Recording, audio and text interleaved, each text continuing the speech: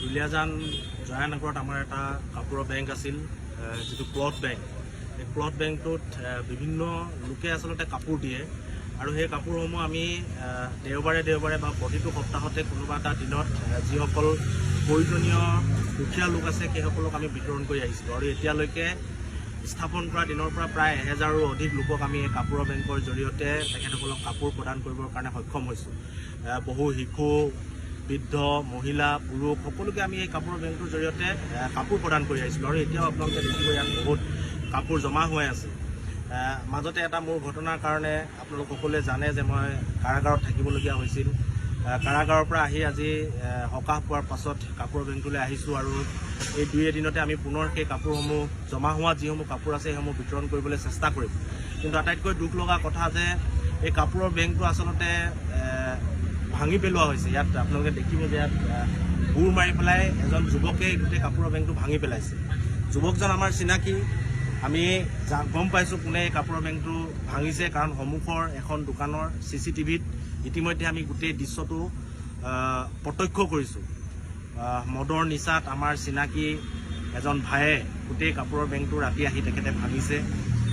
আমি অনুৰোধ জনাইছোঁ ক্ষমা খুজিব লাগে, কাৰণ এইটো ৰাইজৰ কাৰণে, ৰাইজক সকাহ প্ৰদান কৰা এটা বেংক আছে। আমাৰ কাৰোবাৰ লগত যদি শত্ৰু আছে তেনেহ'লে আমাৰ লগত সেই শত্ৰুতা প্ৰদান কৰিব লাগে। কাপোৰৰ বেংকটোৱে তেখেতক কোনো ক্ষতি কৰা নাছিল।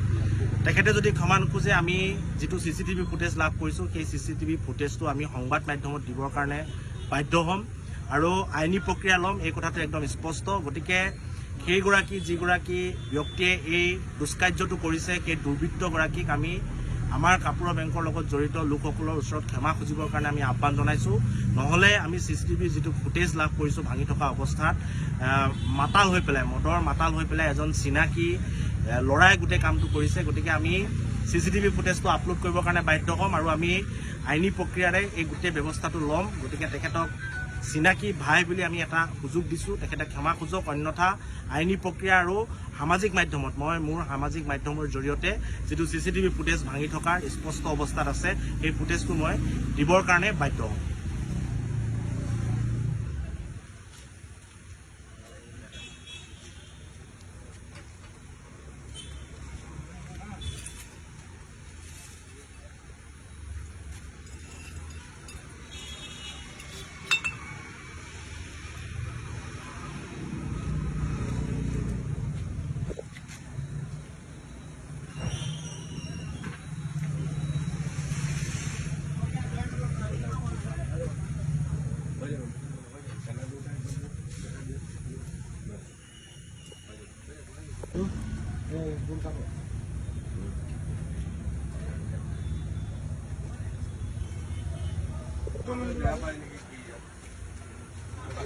ভাঙি কিনে কিহে পাব?